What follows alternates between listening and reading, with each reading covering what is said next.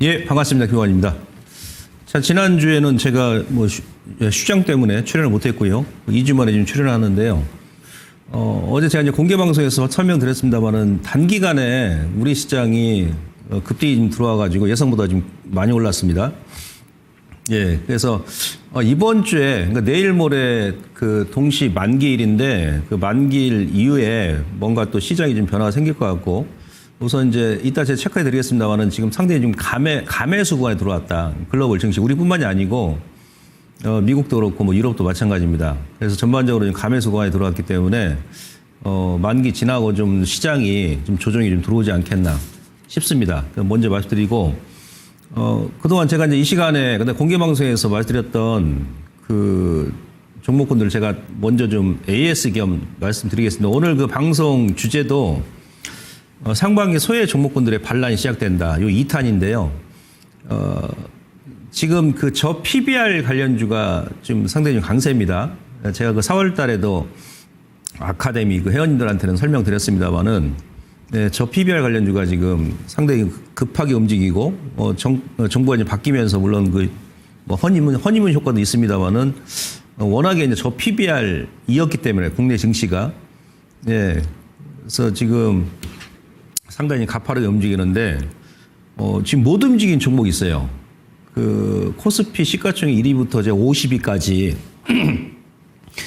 종목을 제가 쭉 그 나열해 가지고 보니까 실적은 상당히 좋은데 PBR이 상당히 지금 낮은데도 주가가 지금 아직도 그 바닥에 있거든요. 네, 뭐 2차 전지 관련주이기도 합니다. 그 종목 제가 소개시켜 드리고 하겠습니다. 뭐 먼저 앞서 제가 설명드렸듯이 약간 지수가 조정권에 들어온다 보기 때문에 그동안 제가 그 말씀드렸던 AI 제가 계속 한 달 정도 말씀을 드렸는데 공개 방송에서 제가 설명드렸었고요. 최근에 이제 AI 관련 종목분들이 그 4월 달부터 5월, 그러니까 4월 중순부터 차트 잠깐 보시면요. 5월까지 한 달 조금 넘게 이렇게 이제 행보형 조정을 주면서 급등이 나왔습니다. 그러니까 솔트록스가 제가 4종목만 딱 여러분들 보시면 된다고 그랬어요. 예. AI 그 플랫폼 관련주. 얘가 저점에서 지금 단기간에 100% 올랐습니다. 그래서 이후에 지금 혹시 보유하신 분들은 5만 원을 이탈하게 되면 일부 차익하시고 5일선 기준에서 이탈한다 그러면 전량 다 때렸다가 다시 보셔도 됩니다. 단기간에 너무 가열권이거든요. 그다음에 코난테크.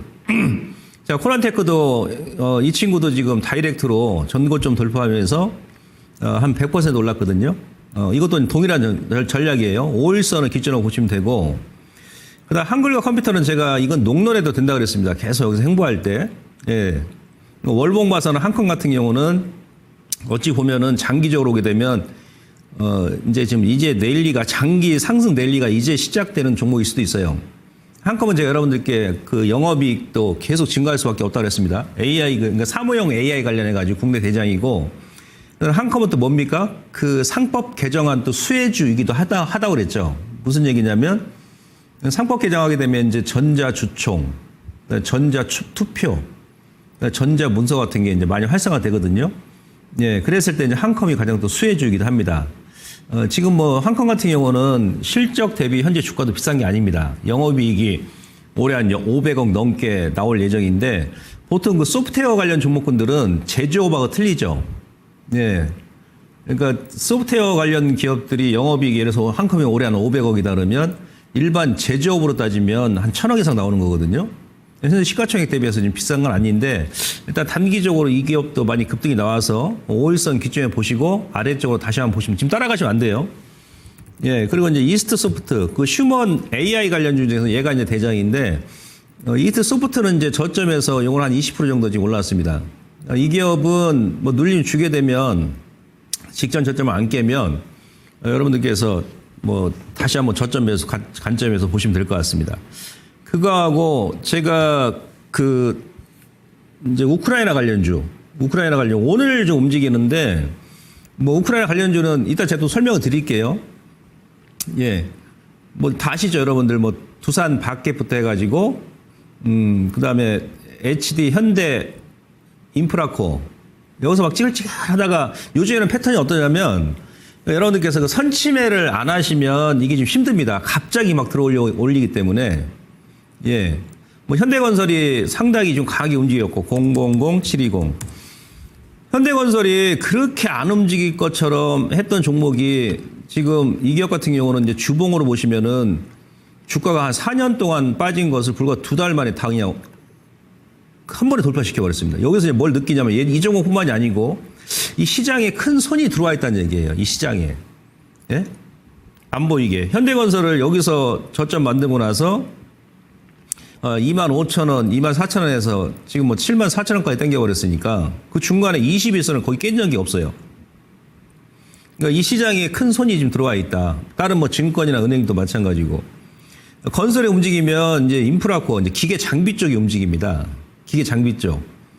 아시겠죠? 그 다음에 이제 현대건설 기계. 이 종목은 이제 우크라이나 이 기업이 이제 실질적 수혜주기도 한데, 아직 뭐 거래가 크게 안 나왔고, 이 기업은 뭐 아직 크게 오른 게 없으니까 여러분들께서 꾸준히 관심 가지면 되고, 오늘 그 두산 박켓 같은 경우도 박스권을 일단 돌파를 했지 않습니까? 이런 기업들은 일단 오늘 첫 그 양봉이 나왔으니까, 내일장 이후에 이제 눌림 주게 되면 보시면 되고, 그 다음에 요즘에는 외인들이 매수를 하잖아요. 외국인들이 매수를 하기 때문에, 이제 옛날에 이제 우리가 뭐 현대 에버다임이라든지 우크라 관련 종목군들은 이런 종목군들이 가볍게 움직였는데, 좀 큰 종목은 움직이는데 소형주는 안 움직이죠. 왜 그러냐면 이제 수급 때문에 그래요. 지금 외국인들하고 기관 쪽에서 매수를 하기 때문에 아무래도 이제 그네들이 매수할 때는 좀 무거운 종목이 먼저 움직인다는 얘기예요. 이해되시겠어요? 예. 그러나서 이제 다시 또 이제 그네들 일부 이제 물량 투하하고, 큰 종목이 좀 조정이 나오면 이제 그 관련 테마 중에서도 이제 개별주 움직이겠죠. 현대해버 같은 경우는 지금 뭐 리스크는 크지 않으니까 미리 선침해 차원에서 그렇게 보시면 되고, 로봇 관련주는 아직은 지금 그 크게 지금 움직이지 않는데, 뭐 이들 종목들도 마찬가지입니다. 여기서 지금 한 2달 가까이 박스가 횡보하냐. 네임버 로봇이라든지, 그 다음에 뭐 하이젠 그 RNN, 그리고 로보티즈는 이미 올랐으니까 좀 기다리시면 될 것 같고, 그죠? 이러다가 이제 어느 순간 거래가 나와버리면 갑자기 땡긴다 버리죠. 근데 로봇 관련주는 지금 약간 조정 국면에 들어왔기 때문에 전체 지수 자체가 이후에는 이제 박스권 하단을 이탈하게 되면 일단 끊었다가 다시 보셔야 됩니다. 뭐가 됐든 간에. 아시겠죠? 그 대장주만 일단 보시면 된다는 얘기죠. 원전 같은 경우도 눌림 줘야 될 것이고, 그 다음에 제가 지난 시간에 그 트로이카드, 2주 전에 이 자리에서 이제 트로이카는 뭡니까? 증권, 건설, 은행이죠. 이들 종목군들도 지금 들어가시면 안 돼요. 분명히 눌림을 줄 것이다. 눌림 주게 되면 나중에 제가 다음 시간에 나와서 그 설명 한번 드릴 거고, 그 다음에 이후에 여러분들께서 이제 보실 게 뭐냐면 양자 컴퓨팅, 양자 암호 관련주입니다. 이따 제가 설명드리겠습니다. 추가적으로.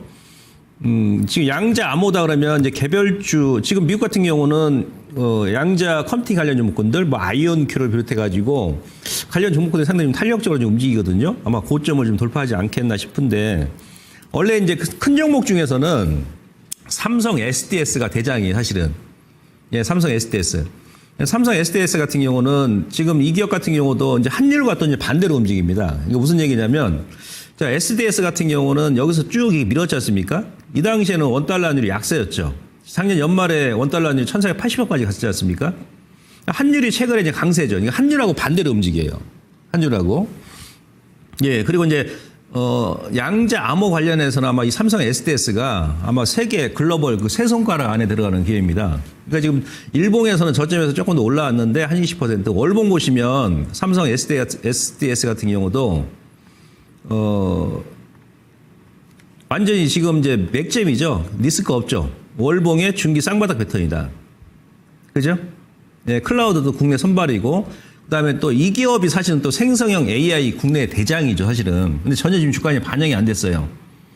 뭐 상법 개정을 한다고 하면 이 기업도 이제 수혜인데, 지금 뭐 삼성전자에서 삼성그룹이 이제 기업 분할 그 전부터 막 계속 얘기를 했지 않습니까?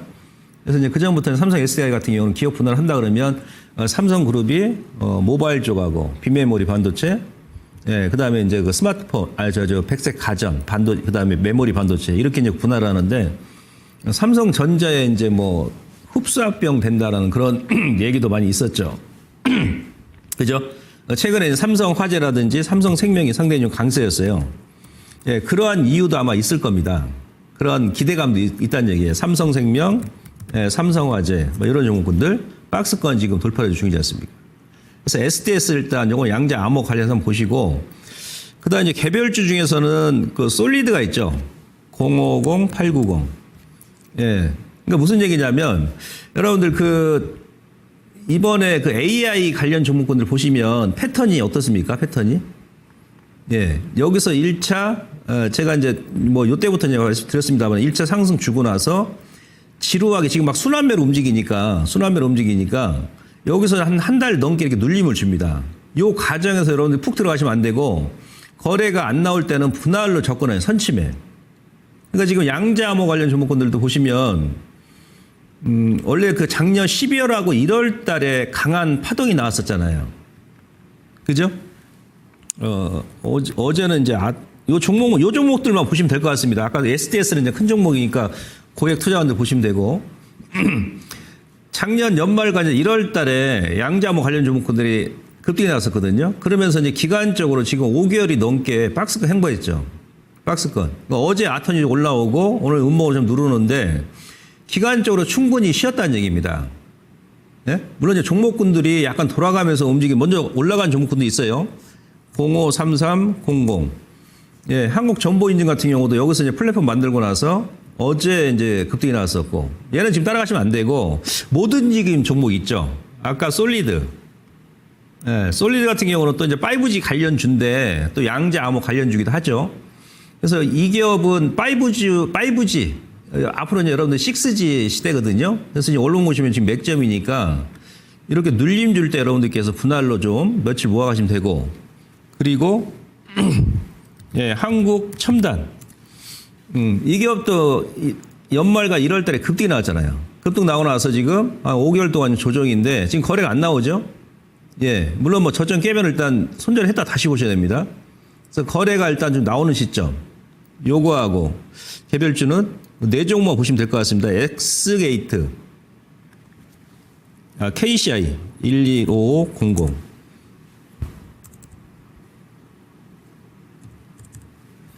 KCS. 그죠? 다 동일한 패턴이죠. 연말과 연초에 급등 나오고 나서 5개월 동안 이 박스권을 안겠다. 왜 그러냐면 이렇게 보시면 됩니다, 여러분들. 그 4월 달에 있잖아요. 4월 달에 코스닥이 급락이 나왔잖아요. 거래소 급락 나오고. 근데 4월 달에 지수가 급락이 나왔음에도 불구하고 이들 종목군들은 이 저점을 안 깨죠. 그죠? 그럼 뭔가 이유가 있다는 얘기예요. 그건 힘이 강하다는 얘기죠. 그 당시에. 근데 애들은 안 뺐기 때문에. 지금 올라오는 것은 4월 달에 급락 나왔던 애들이 같이 이제 지수 올리면서 급등 나오는 거고 4월 달에 지수가 급락이 나왔음에도 불구하고 안 빠졌던 애들은 그 당시에 안 빠졌으니까 그냥 행보만 하는 거예요. 이해 되시겠죠? 예. 그래서 이제 5개월 정도면은 35, 66, 80. 얘도 마찬가지. 크게 이제 안 뺐죠. 이 저점을. 예. 그래서 이제 월봉 봐서는 아마 이번 달 뭐 말이라든지 아니면 좀 흐름이 나올 수 있으니까 못 움직였던 종목군들 이제 보셔야 됩니다. 지금 급등 났던 종목군들은 지금부터 이제 제 설명을 들으시면 제가 뭐 이런 말씀 드리는지 이해를 하실 겁니다. 자, 지금 이건 제가 4월 달에 그 당시에 지수가 막 급락 나왔을 때 우리 그 시청자님께 제가 이제 이 그림을 보여드렸어요. 그러니까 글로벌 주요 국가별 PBR 비교를 제가 해드렸죠. 기억나시죠? 그러면 제가 여러분들께 4월달 그 봄맞이 대박앤세일이다. 예, 단 한 주 손절하지 마셔라. 이제 그런 말 드렸었는데 그 당시에 보면은 이제 작년 같은 경우는 중국이 PBR 기준에서 가장 저평가였는데 올해는 오히려 이제 대한민국 코스피가 가장 저평가다. 0.8이었다는 얘기예요. 2,300까지 밀었을 때. 그죠? 근데 지금 어떻게 오늘 기준으로 했을 때 PBR이 어디까지 올라왔냐? 0.97까지 올라왔습니다. 0.97. 거의 이제 1배 수준까지 올라왔어요. 0.97. 예. 그래서 제가 이제 4월 달에 이걸 보여드렸는데 지금 올라오면서 0.97까지 올라왔기 때문에 보통 한 1배 정도, 1배 전후까지 올라오게 되면 지수가 항상 좀 누릅니다. 우리 코스피 같은 경우는. 물론, 뭐 일본이나 영국이나 다른 유럽 대비해가지고 전 세계 평균 PBR이 2.7입니다. 2.7. 아시겠죠? 거기에 비해서 뭐 아직도 지금 전 세계 평균 대비 한 뭐 반도 안 되죠. 우리나라 지금 PBR 기준 했을 때. 이재명 대통령께서 뭐 4천, 5천 얘기한 이유가 뭐냐면 대한민국의 코스피 PBR을 0. 지금 뭐 97까지 올라왔으나 평균적으로 전 세계 PBR 정도, 한 2배 정도까지만 끌어올리면, 그래서 지수는 4천 얘기 나오는 거거든요. 예? 네, 4천. 저도 뭐 4천까지는 이제 뭐 내년까지 가면 간다 봅니다. 뭐 대통령 지금 5천까지 얘기하는데 5천까지는 조금 힘들 것 같고, 아무튼, 예, 아직도 이제 싸다. PBR 기준했을 때. 중국도 1.2예요. 대만이 지금 우리보다 2배가 높습니다. 그래서 제가 이제 4월 달에 이걸 보여드렸던 것이고, 근데 지금은 0.97까지 올라왔기 때문에, 지금부터는 탄력도가 뭐 지수가 설령 안 빠진다 할지라도 좀 저하될 가능성이 높다. 그래서 PER 같은 경우도 제가 상당히 저평가라 그랬죠. 전 세계 꼴등이라고 했습니다. 네, 8.2였어요. 4월 달에. 이거 4월 달에 제가 가져왔던 자료입니다. 네, 급락 나왔을 때 8.2였는데 그 당시에도 이제 PBR, PER이 가장 낮았습니다. 우리가. 근데 지금 퍼 같은 경우는 12.5배까지 올라왔어요. 12.5. 12.5배면은 여기는 항상 이제 한번 두들겨 맞는 그런 위치거든요. 지수가. 예.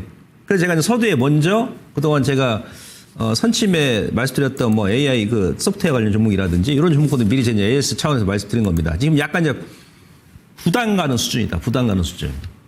아시겠죠? 더불어서 지금 그러니까 4월 9일 날 코스피가 저점이었어요.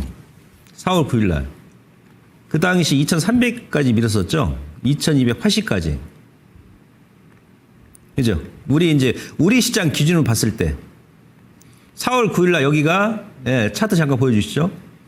4월 9일 날 이게 저점이었었는데 여기서 지금 뭐 2달 가까이 말 그대로 21선을 한 번도 안 깨고 이렇게 막 끌어올려 버렸습니다. 이거 이제 지수 기준 했을 때 2,300에서 지금 2,880이니까 거의 막 600포인트를 올렸거든요. 예, 이런 경우가 지금 2007년도 이래 18년 만에 딱 세 번째. 처음이다. 지금 처음일 겁니다. 이렇게 강하게 끌어올린 거는. 이따 제가 보여드릴게요. 아무튼, 작년에는 이제 우리 시장이 꼴등이었죠. 그죠? 작년 연말 기준 했을 때. 예, 글로벌 제가 이제 호구다 아니야 그런 말 드렸었었는데 지금 이제 반전이 일어나죠. 4월 9일 날 저점하고 그다음에 어제까지 기준했을 때, 글로벌 주요국 지수 중에서 그러니까 대만이 25% 올랐습니다. 대만이 25% 오르고 코스피가 25% 올랐어요. 예. 그다음에 독일이 23% 오르고 일본 니케이도 한 20% 반등, 나스닥이 한 17%. 물론 나스닥은 4월 7일 날 이제 저점이 나왔었는데 네, 4월 7일 저점 대비해서는 뭐 20% 넘게 올라왔죠. 코스닥이 19%. 그러니까 어찌 보면 우리 지금 코스피가 요 2달 동안 반등이 들어오는 요 구간에서 1등입니다. 1등. 상승률 1위예요. 근데 이게 지금 종목이 아닙니다. 네, 종목이 아니 지수가 2달이면 또 길지도 않죠. 짧은 기간 동안 쉼없이 21선을 안 깨고 2달 동안 계속 이런 식으로 올라온 거예요. 지수가 25% 올라왔습니다. 사실 엄청 올라온 거죠. 요게 이제 뭐 전 세계 증시 다 올랐고, 그 다음에 또 우리 시장 같은 경우는 정권이 신정부가 들어오면서 그런 정책 기대감이 발생했고, 그 다음에 또 이제 정책 기대감, 그리고 뭐 지난달에 이제 뭐 한국은행에서 이제 금리 인하도 했고, 그 다음에 또 최근에 이제 현 정부에서 이따 제가 잠깐 또 소개드리겠습니다만은 환율이 이제 워낙 강세해요. 1,350원까지 밀었잖아요. 현 정부는 대통령이 처음에 한 얘기한 게 뭡니까? 물가 안정이죠. 예, 물가가 안정이 되려면 어떻게 해야 돼요? 예, 수입 물가 일단은 낮아져야 되겠죠. 수입 물가가. 우리 같은 경우는 또 수입에 많이 의존하지 않습니까? 수입 물가를 안정시키려면 어떻게 합니까? 워낙 강세 전환돼야 되겠죠. 워낙 강세. 안 그래도 트럼프 미국에서 이제 워낙 절상을 얘기하는데 우리 지금 현재 그 대통령도 지금 물가 안정, 예? 워낙 강세를 유도할 거라는 정부에서도 앞으로. 예, 이 효과가 이제 컸다는 얘기입니다. 이따 제가 추가해서 설명드리고, 아무튼 이제 가장 많이 올랐다. 코스닥은 이제 20% 정도 지금 올라갔고요. 자, 그 다음 그리 보시면은, 근데 이게, 제가 이제 작년부터 봤어요. 작년부터. 아까 제가 보여드렸던 건 2달 동안 우리 시장 가장 많이 올랐는데, 작년, 1월 달부터, 그러니까 2024년, 그러니까 1년 반 정도 되겠죠? 예. 1년 반 동안 주요국 증시 그 상승률을 제가 이제 비교해 보니까 S&P가 27% 올랐습니다. 미국. 다우는 13%, 그다음에 나스닥은 43% 올랐고요. 너쉘 2000 지수가 요거 이제 중소형 지수죠. 미국에서. 너쉘 2000 지수는 거의 안 올랐어요. 7%밖에 못 올랐습니다. 통상적으로 보게 되면 너쉘 2000 지수하고 우리 코스피 지수와 같이 이제 동행하면서 움직이거든요. 예, 근데 지금 코스피 지수가 딱 7% 오른 거야. 작년 1월부터 1년 반 동안. 예. 7%.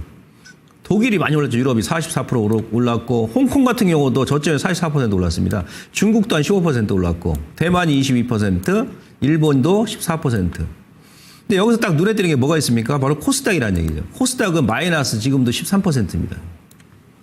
이거는 작년 1월부터.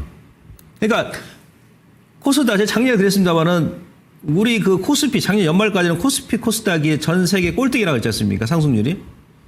예, 허다못해 이제 전제하고 있는 러시아, 그 다음에 이스라엘보다도 더 못 올랐다. 더 많이 뺐다. 근데 지금도 코스닥은 작년부터 기준 봤을 때는 꼴등입니다. 지금 오히려 마이너스 13%입니다. 그럼 여기서 우리가 뭘 엿볼 수 있겠습니까? 예.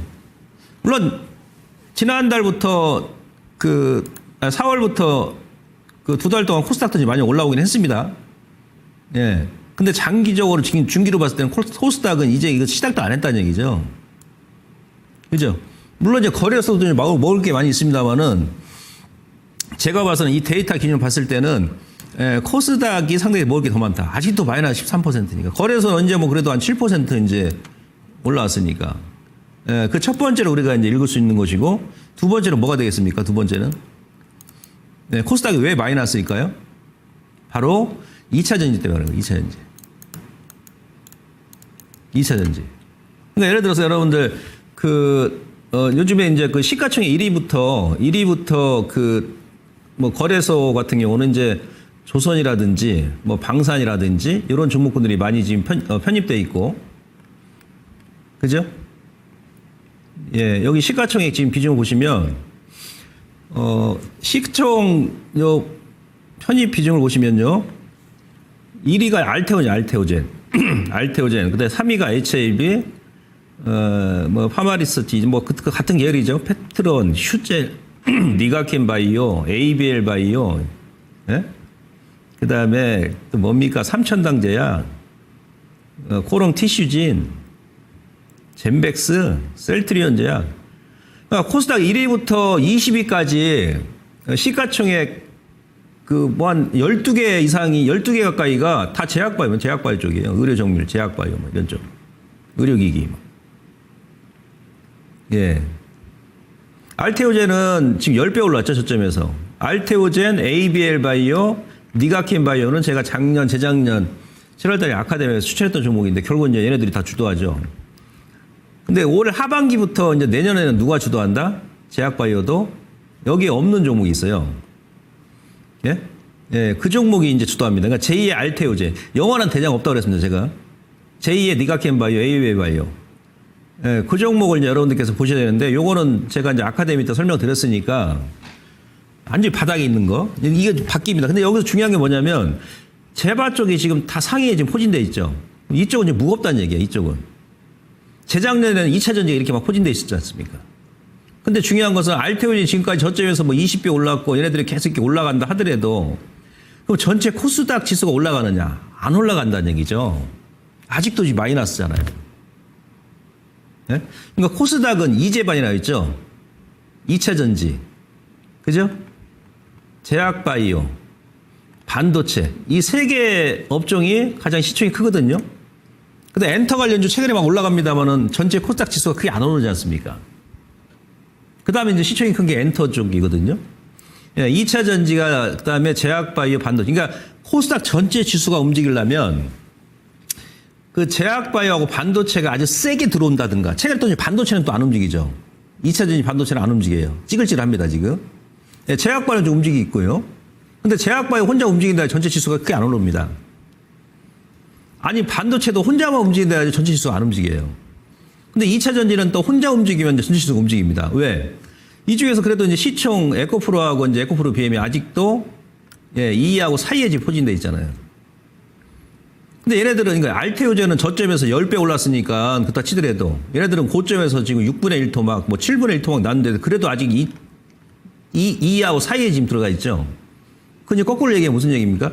그렇게 많이 뺐어도 아직까지 이 자리를 채울 만한 종목군들이 코스닥 내에서 없다는 얘기예요. 예? 돌려서 이게 무슨 얘기죠? 결국 또 얘들 움직이면 다시 또 움직일 수 있다는 얘기죠.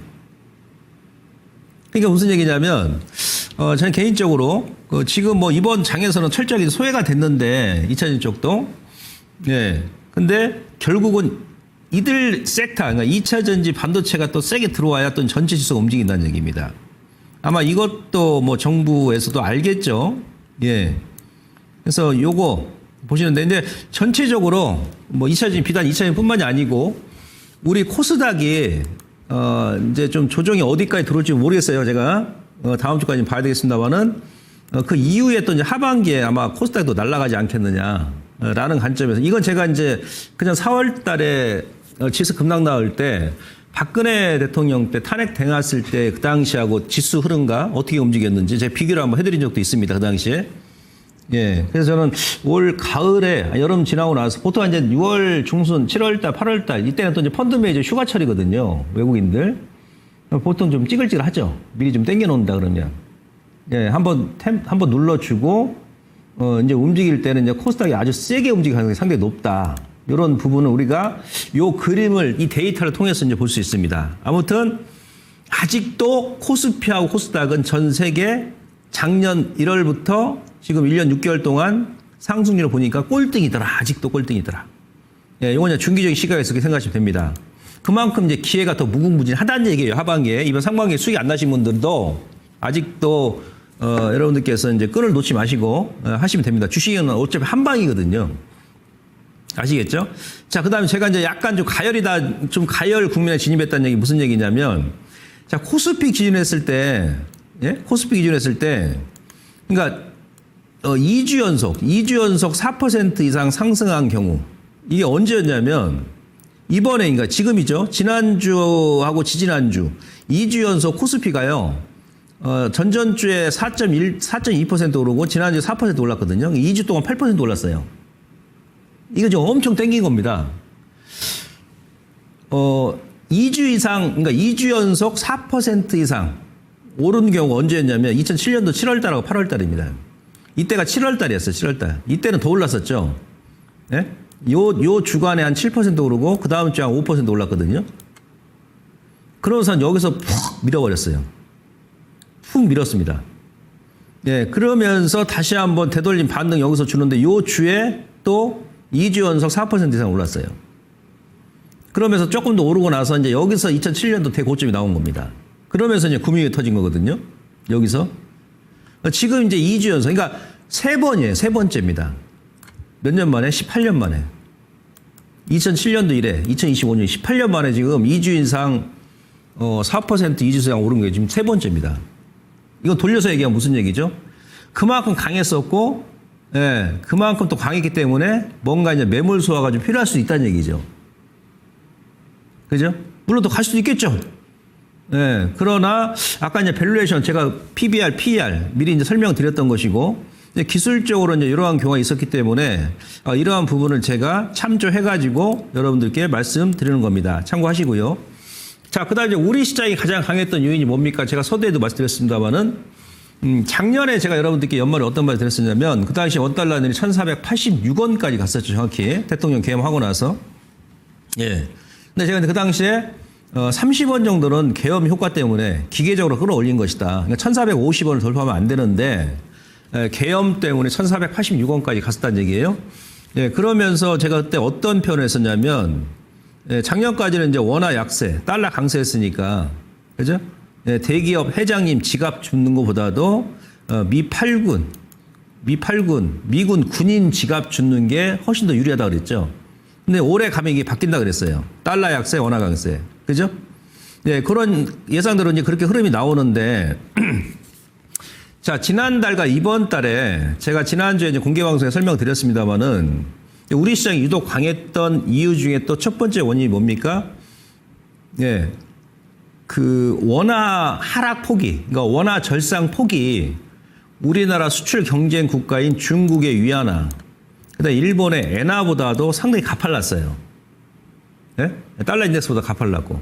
달러 인덱스도 이제 하락이 나왔습니다만은 저점을 안 깼었었죠. 근데 원화가 지금 그만큼 다른 달러, 중국 위안화, 일본 엔화보다 하락폭이 셌다는 얘기입니다.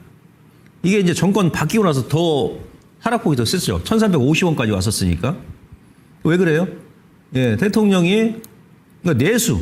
요즘에 여러분들 건설 쪽하고 트로이카, 그러니까 은행, 증권, 건설, 지주사 이들 종목군들의 특징이 뭡니까? 바로 내수 관련주죠. 내수 관련주입니다. 예. 제가 그 전에 이제 그런 데이터 보여드렸어요. 그러니까 내수 관련주. 그러니까 원화가 강세 전환되게 되면 가장 수혜가 많은 업종이 바로 건설이라고 하죠. 건설. 그다음에 철강, 기계죠. 얘들이 다 내수 관련주죠. 실질적으로 은행도 마찬가지고. 근데 대통령이 지금 경제를 살리겠다네. TF팀까지 만들었네. 첫 국무회에서. 그러면 경제를 살리려면 뭐가 먼저 필요합니까? 우리 수출로 먹고 사는 나라고 또 수입 의존도가 높잖아요. 네, 그럼 물가를 안정해야 되겠죠. 수입 물가를. 수입 물가 안정하게끔 하려면 뭐 어떻게 되겠어요? 원화가 강세가 되겠죠. 그래야 우리가 사오는 가격이 싸지니까. 사오는 가격이 싸지면 소비자들 입장에서는 예, 물가가 좀 가격이 떨어질 거 아니겠어요. 그러면 소비가 좀 살아날 거 아니겠습니까? 그러니까 현 정부도 이제 원화 강세 정책을 펼칠 거란 얘기예요. 원화 강세. 미국 같은 경우도 지금 원화 절상을 요구하죠. 물론 이제 위안화도 이제 강세 전환될 겁니다. 예, 그런 이제 그 초기 국면이라는 얘기예요. 그래서 이제 환율이 지금 3개월 연속 이렇게 급락이 나왔던 이유인데, 근데 중요한 것은 지금 자리에서는 오늘 한 12원 정도 반등이 들어왔잖아요. 원달러 환율이. 제가 어제도 공개 방송 그랬지 않습니까? 이제 여기서 이제 지지 구간이다. 몇 년? 4년. 원달러 환율이 2021년도 이 당시에 1,100원이었습니다. 1,100원에서 4년 동안 계속 오르면서 작년 연말에 1,480원 찍고 여기서 이제 막 급락이 나온 거 3개월 연속. 근데 지금 자리는 4년 또 지지 구간이라는 얘기죠. 4년 지지 구간. 물론 이것도 깨버린다. 1,450원을 뚫고 내려와 버린다 그러면 어떻습니까? 지수 더 올라가겠죠. 왜? 외국인들 입장에서 환차익을 고려하기 때문에 예, 원화 강세 전환되면 주식도 싸게 살 수 있는 것이고 나중에 한 차익도 생길 거 아니겠어요. 양쪽에 돈 버는 거예요. 외국인들이. 그러니까 지금 외인들이 세게 들어오는 겁니다. 선물 매수 들어오고 현물 매수 들어오고. 그러니까 외국인들은 원화 강세 전환되게 되면 자동적으로 선물 매수가 들어오고 외인들 선물 매수하게 되면은 금융투자 같은 경우는 프로그램 매수 들어오죠.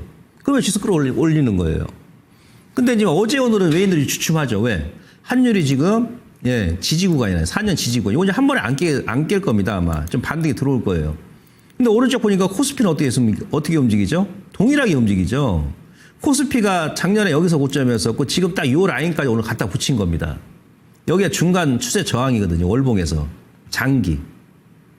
예, 그런 위치에 지금 있기 때문에 그래서 제가 약간 가매수 국면이다라고 말씀드린 겁니다. 물론 이 환율은 나중에 제가 그러니까 여러분들 그 김봉만의 유튜브 맥점 매매 그 무료니까 구독 가입하셔가지고 이제 공개방 들어보세요. 예, 환율은 이게 한번 방향성이 이렇게 딱 고점에서 방향성이 딱 정해지면요. 중간에 이렇게 반등 들어오더라도 예, 한 1년은 뺍니다. 1년은. 그죠? 여기서 저점 찍고 방향성이 딱 결정되면 1년은 계속 올라가요. 그러니까 원하는 결국은 계속 강세 전환될 것이다. 그럼 결국 뭐 어떻습니까? 지수도? 그러니까 코스피 지수는 그냥 올 연말까지 보면 제가 계속 누누이 말씀드렸습니다만은 3,000은 기본으로 가야 돼요. 밸류에이션 기준 했을 때. 아시겠습니까? 그냥 돌파하겠죠. 근데 그 중간 과정에서 단기간에 많이 치고 올라섰기 때문에 지금은 조금 우리가 좀 부담감이 있다. 그래서 이제 그 부분 설명드린 것이고. 자, 외국인들 제가 그랬죠. 지난 4월 달에 수급 체크드리면서 거의 9조 5,300억대 10조 원을 때렸어요. 월간 기준을 했을 때 10조 원 때린 경우가 이게 역대급이라고 그랬죠. 그러면 제가 더 이상 매도를 안 할 겁니다. 라고 말드렸는데 5월 달에 조금 들어왔고 6월 달에 아주 환율 그냥 워낙 강세되니까 공격적으로 그냥 그죠? 이렇게 들어와 버리는 거예요. 그래서 지수를 지금 이건 코스피죠. 검은색. 코스피 이렇게 올려버렸어. 근데 어제부터 외인들이 선물 매수 안 하네. 지난주부터 크게. 예? 선물 여기가 또 저항 구간이에요. 저점. 마디 상단. 여기서는 또 크게 매수 안 해요. 지수는 지금 선물 이 고점까지 올라와 버렸어. 그죠? 어제도 외국인들이 선물 장중에 6,000개 매수하다가 장 막판에 2,000개 환매도 해버렸죠. 오늘도 안 들어오죠. 좀 부담을 갖고 있다는 외인들이 조금. 예. 조금 조절할 필요성이 있다는 얘기죠. 예. 이런 관점에서 보시면 될 것 같고, 수급적으로. 자, 그 다음 그림 보시면, 글로벌 지수가 지금 크게 많이 올라서면서 그 다우 세계 지수 같은 경우도 예, 지금 뭐 미국은 S&P 500 지수 기준했을 때 한 150포인트만 올라가면 정고점입니다. 최고점이에요. 예, 근데 지금 유럽이 치고 올라가고 아시아 국가 올라가고 우리 시장 올라가고 예, 그러면서 다우 글로벌 지수 보게 되면은 1,500포인트 이상 올라가면 정고점입니다. 최고점이에요. 예, 근데 지금 유럽이 치고 올라가고 아시아 국가 올라가고 우리 시장 올라가고 예, 그러면서 다우 글로벌 지수 보게 되면은 1,500포인트 이상 올라가면 정고점입니다. 최고점이에요. 최고점을 일단 돌파했어, 지난주에. 돌파했는데, 돌파한 건 좋습니다. 예, 근데, 2021년도 이 고점부터 이어오는 또 장기 추세 저항이란 말이에요. 이거 돌파할지 여부는 또 봐야 될 것 같습니다. 예. 아시겠죠? 요건 좀 지켜봐야 될 것 같고. 근데 이머징 마켓 지수, 신흥국 지수 같은 경우도, 요거는 일단 이제 중국과 우리나라가 전체 지수의 한 70% 영향을 펼칩니다. 그러니까 우리 시장이 막 끌어올린 것도 있어요. 중국도 오른 것도 있습니다만은. 근데 작년 딱 최고점까지 왔단 말이에요, 지금. 어제, 오늘. 요 마디입니다. 여기서 급락 나왔을 때 여기 저점, 제가 4월달에 여기서 말씀드렸었죠. 지지맥점. 예, 여기서 조금 눌렀다가 이렇게 좀 갈 줄 알았는데 그냥 땡겨버린 거예요. 뭐 급해서. 1파, 2파 살짝 누르고 3파까지 왔단 말이에요. 여기서는 우리가 조금 지켜볼 필요성이 있다는 얘기예요. 그냥 막 무대포 들어가는 게 아니고. 예, 그래서 제가 이제 이런 지표를 보고 단기적으로 이제 감에도 구간에 진입했다라고 말씀드린 이유가 지금 이거고요. 그리고, 코스피 시가총 얘기 오늘 얼마였었냐면 2,350조까지 올랐어요. 2,350조.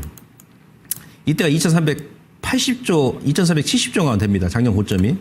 2,350조입니다. 2,350조. 근데 이 레인지 상단까지 다 올린 거예요. 달러로 보게 되면 지금 코스피 시총이 한 2,700조 넘어가요.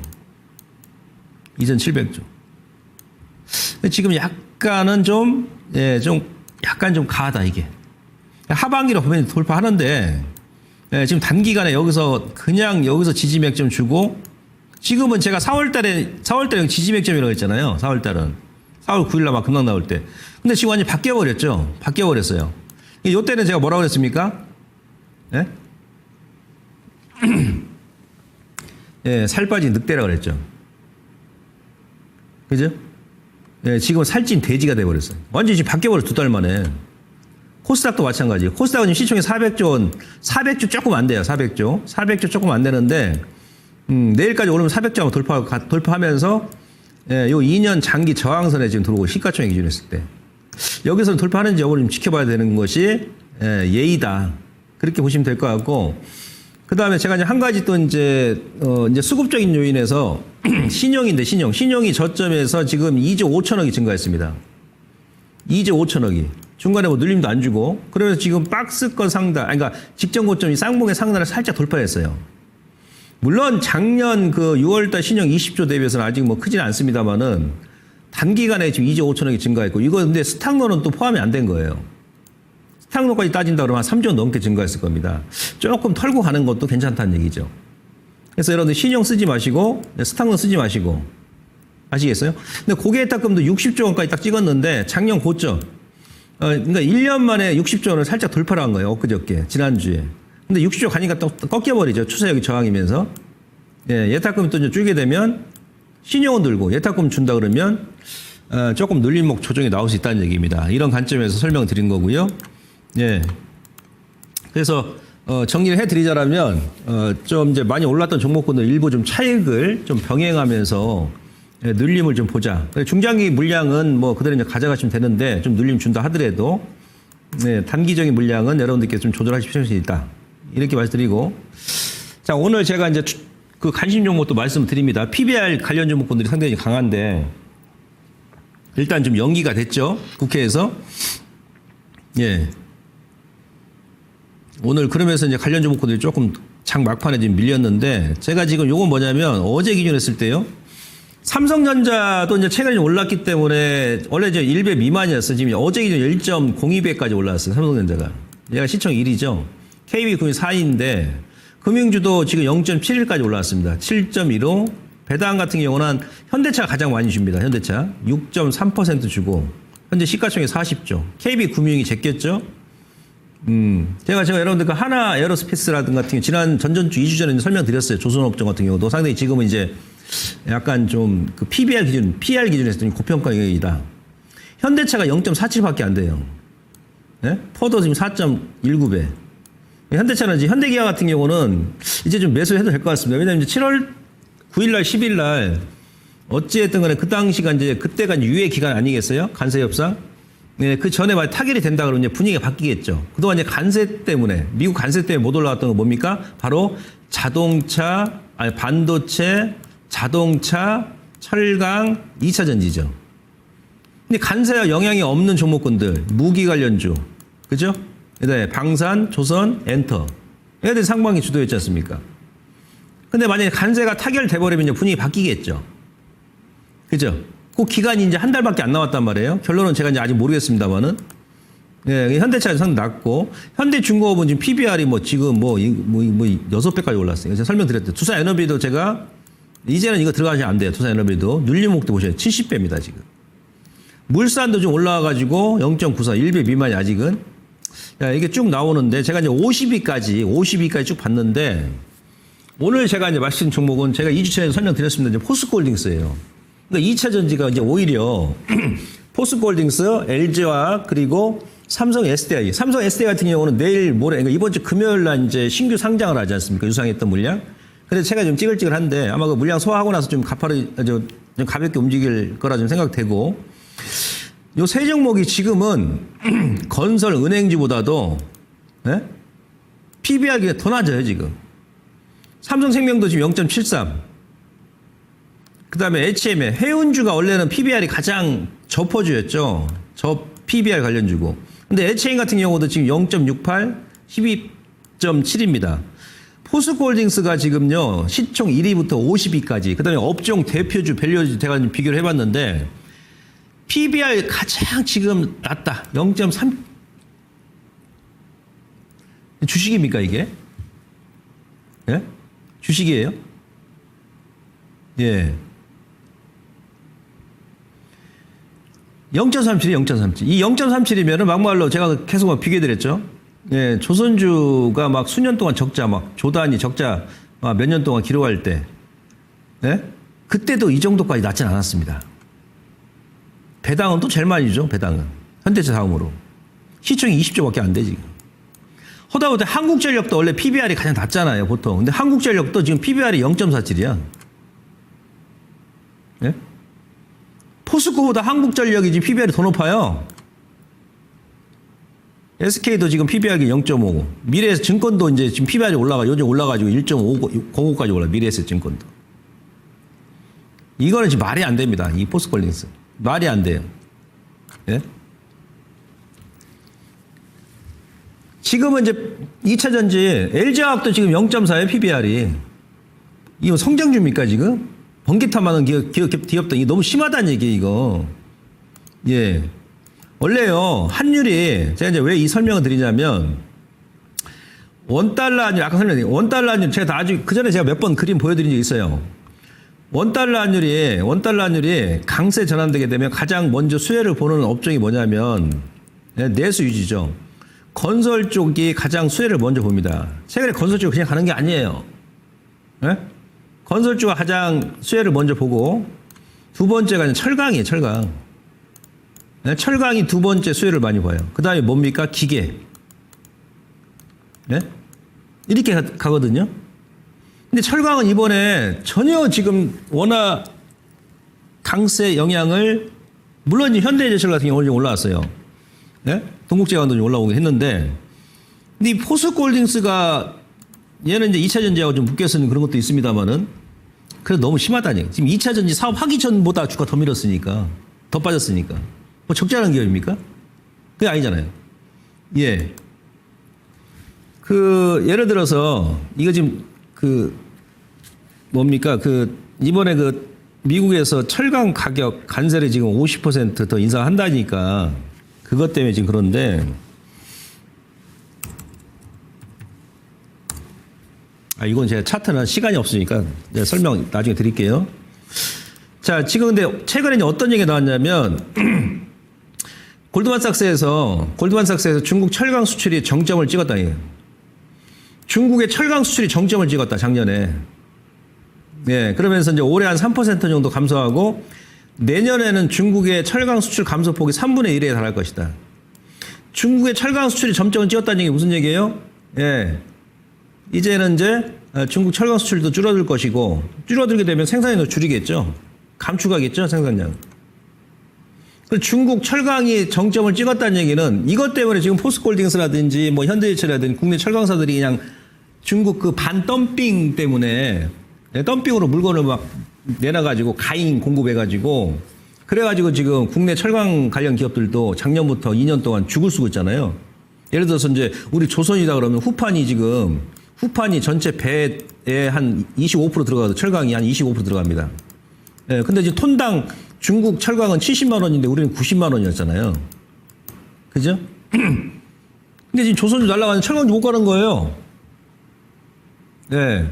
건설주 날아가는 철강주 못 가는 겁니다.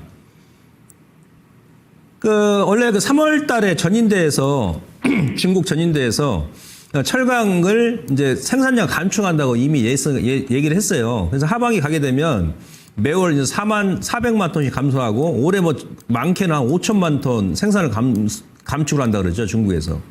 그럼 철강이 어떻게 되겠습니까?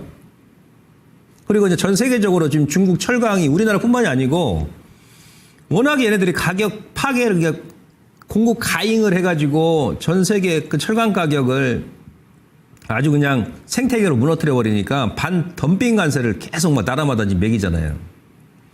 예. 거기다 유한화 강세만 된다 그러면 중국 철강 가격도 이제는 좀 반등이 줄 것이다. 그러니까 지금 보시면은 이게 중국 철강 생산이죠. 고점이 찍었어요. 그러니까 2021년도부터 전체적으로는 지금 생산 규모가 줄고 있습니다. 아마 이 라인까지도 생산이 줄지 않겠나 이렇게 판단하고 이 당시에도 철강이 이렇게 생산이 감소하니까 그때 어떻습니까? 철강 가격이 급등 나버리죠. 코로나 때. 그죠? 근데 중국의 지금 철강 가격이 위안화 기준 했을 때 2016년도이 저점이죠. 지금 2025년이죠. 그러니까 2015년도 말이었어요, 여기가. 10년 만에 지금 저점까지 왔어요. 그러니까 여기서 빼지 않을 것이다. 철강 생산을 줄이는데 철강 가격이 더 빠지겠습니까? 그죠? 예. 그 다음에 이제 지금 관세는 지금 50%또 우리만 부과한 게 아니죠. 원래 25%에서 트럼프가 지금 뭐 그것도 강인 전략인데 저는 그렇게 보는데 50% 이제 부과하기로 했습니다만은 근데 현대해철 같은 경우는 지금 다시 또 고점까지 올라가잖아요. 그죠? 동국제관도 안 빠지고 오늘 그 현대해철 같은 경우도 차트 잠깐 보여주십시오. 예. 여기서 이제 관세 이때 한번 올렸다가 이때 환율이 이제 워낙 강세 전환되니까 한번 올랐던 거예요. 다시 원위치하고, 예. 관세 지금 50%까지 뭐 매긴다는데 현대해처럼 다시 좀 고점까지 올라가지 않습니까? 근데 얘네들 월봉에서는 지금 워낙 이제 바닥권이거든. 이제 최저 바닥권이에요. 근데 지금 많이 오른 종목보다도 이 철강 쪽이 제가 그랬습니다. 원화 강세 수혜주가 건설, 그 다음에 철강, 기계 이렇게 하는 거예요. 결국 이제 이번에 관세 50% 때문에 좀 못 올랐는데 상대적으로 그렇게 PBR이 낮음에도 불구하고 그러니까 지금 제가 보는 관점에서 코스피, 코스닥 지주사 중에서 PBR이 가장 낮은 게 지금 포스코홀딩스입니다. 명심하시고요. 예, 이제 이 하반기부터는 이제 실적 개선세가 이제 좀 상반기 대비해서 많이 나아질 겁니다. 뚜렷하게. 지금 그림 보시면은 요건 제가 이제 실적 부분에 대해서는 몇 차례 이제 설명드렸습니다만은 예상 1분기 예상 실적이 그러니까 작년 4분기가 최악이었으니까 예, 5,600억 나왔고 2분기에도 전망이 한 7,200억, 뭐 3분기도 한 7,500억. 예, 올 4분기 가면 아마 더 늘어나지 않겠나 싶습니다. 지금 관세 때문에 지금 약간 주춤하고 있는데 아마 이제 분기별로 보게 되면 그 작년 4분기하고 1분기가 저점이다. 물론 뭐 다른 2차 전지 관련 종목들도 마찬가지예요. 근데 연간 실적 보시면 저는 이걸 말씀드리고 싶은 거예요. 연결 기준했을 때 지금 포스코 홀딩스가 0.3이지 않습니까? 0.34 PBR이. PBR이 0.34다 그러면 그 기업이 망하지 않는다 그러면 막말로 이게 올해 영업 흑자가 2조 7천억이 아니고 영업 적자가 뭐 1조 5천억 뭐 2조 원 가까이 된다 하더라도 주가 더 이상 안 빼거든요. 제가 여러 차례 여러분들께 그 아카데미나 공개방송에서 설명드렸잖아요. 조선주 작년 재작년에 여러분들께 설명드리면서 근데 지금 올해 영업이익이 연결 기준했을 때는 뭐 작년보다는 지금 증가하지 않습니까? 올해 대비해서 내년 또 증가를 하고. 그죠?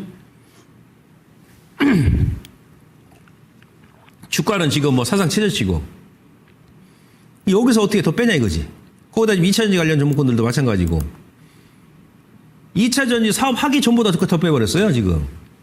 그리고 이제 포스코 자회사들 2차전지 포스코 피션부터 해가지고 올 하반기부터 내년 실적 더 나빠지는 기업은 없습니다. 다 좋아집니다. 뭐 큰 폭의 개선세 아니다 하더라도 예, 적어도 이제 최악의 구간은 작년 연말 4분기에 벗어났다는 얘기예요. 아시겠죠? 그래서 실적도 일단 이런 추이고, 그 다음 중요한 게 뭐냐면, 그 외국인들 이제 그 수급인데, 이거는 뭐 다른 2차 전지 관련 종목도 마찬가지예요. 제가 다음 시간에는 뭐 LG화학이라든지 다시 한번 또 이제 한 종목씩 기업 분석 다 해드리겠습니다만은, 외인들이 이제 작년에 포스코홀딩스 이제 급등 나왔을 때 2003년도 연말까지 7월 달에 급등 나왔을 때 그때 이제 많이 줄였었고, 원래 50% 넘게 가지고 있었거든요, 지분율이. 예, 그러다 이제 연말까지 외국인들 지분율이 한 25%까지, 한 23%까지 줄었습니다, 여기. 예. 그러다 지금 그동안 계속 지금 또 늘려와요. 그럼 지금 30%까지 늘었어요, 다시 또 30%까지. 저는 이제 포스코홀딩스 같은 경우도 외인들 지분이 한 다시 또 50%까지 채울 거라 보거든요. 예, 뭐 중장기적으로 내년까지 본다 그러면. 근데 아까 제가 그랬지 않습니까? 자, 이 그림 보시면 철강 관련 기업들도 건설 다음으로 원화 강세 수혜주가 있잖아요. 그러니까 여기서 포스코홀딩스가 요때 제가 이제 3월 달에 저점 이때 한번 말씀드렸었죠. 요때 말씀드리고 여기서 한 47% 올라왔어요, 저점 대비. 이 당시에 원달러 환율에 어떤 변화가 있었습니까? 네? 이때는 환율하고 동일하게 반대로 움직였어. 자, 여기서 원달러 환율이 워낙 강세 전환될 때 주가가 이렇게 밀죠. 왜? 원화가 약세 전환되게 되면, 약세. 원화가 약세 전환되게 되면 이 철강 같은 경우는 우리가 거의 한 90% 수입하지 않습니까? 철강석을. 수입하잖아요. 그럼 지금 이 당시에는 1480원까지 올라가서 1480원에 수입할 것을 지금 얼마예요? 1350원 주고 사오는 거거든. 예, 죄송합니다. 에어컨 바람이 너무 세가지고. 그러니까 지금 실적이 당연히 좋아지겠죠. 그러니까 원화 강세 수혜주가 될 수밖에 없겠죠. 이때 이제 원화가 이렇게 강세가 되니까 그때 돼서 반등이 들어온 거거든요. 근데 여기서 또 이제 살짝 반등, 이제 원화가 약세가 되니까 다시 주가 되밀었는데, 여기서 원화가 이렇게 급락이 나왔음에도 불구하고 주가 반등 들어온 게 없어. 뭐 때문에? 관세 50% 매긴다고 하는 것 때문에. 근데 그것도 좀 반영됐다 보고요. 어차피 관세 협상은 시간을 가지고 할 거 아니겠습니까? 그래서 포스코홀딩스는 현재 구간은 강력 홀딩, 그 다음에 예, 여유가 되시는 분들은 아직 거래가 안 나오니까 예, 분할 매수 관점에서 꾸준하게 접근하면 됩니다. 지금 올라간 종목군들 지금 볼 필요는 없고요. 자, 정리를 해드리자면 이제 포스코홀딩스 올라갈 일만 남았다. 이제 기술적으로 보시면 지금 현재 이 자리입니다. 이 자리. 그러니까 2020년도 코로나 때 저점 찍고 2022년도 여기 저점이고 지금 이 레인지 하단까지 집어넣었거든요. 예, 그러니까 5년 지지 맥점이에요. 로고상으로. 예, 2차 전지 후에 대부분 악재 선반영됐고 밸류에이션 매력 상당히 증가되어 있고 아무튼 코스피 코스닥 지주사 중에서 가장 PBR이 낮다. 원화 강세 수혜주인데 지금 수혜 반응이 하나도 없어요. 업황 바닥 하긴 했죠. 중국 철강 이제 생산 줄이고 수출 정점 찍었다고 그랬지 않습니까? 2차 전지도 업황 찍었고 외국인 지분율 꾸준히 증가하죠. 상법 개정은 또 수혜주죠. 저 PBR 가장 싸니까 이제 올 하반기하고 내년 실적 개선되고 우크라이나 재건 수혜주죠. 얘도 재건하게 되면 어떻게 됩니까? 철강부터 들어가겠죠. 어디 하나 팔 명분이 없는 거예요 지금. 예? 사면사지 지금 팔 명분이 전혀 없습니다. 이렇게 일단 보시면 되고, 예, 아까 요거는 제가 이제 설명드렸으니까 요건 여러분들께서 시간이 다 됐으니까요. 일단 한번 쭉 읽어보시고요. 저는 공개 방송 김목만의 유튜브 맥점에서 뵙겠습니다. 그리고 다음 시간에 뵙도록 하겠습니다. 고맙습니다.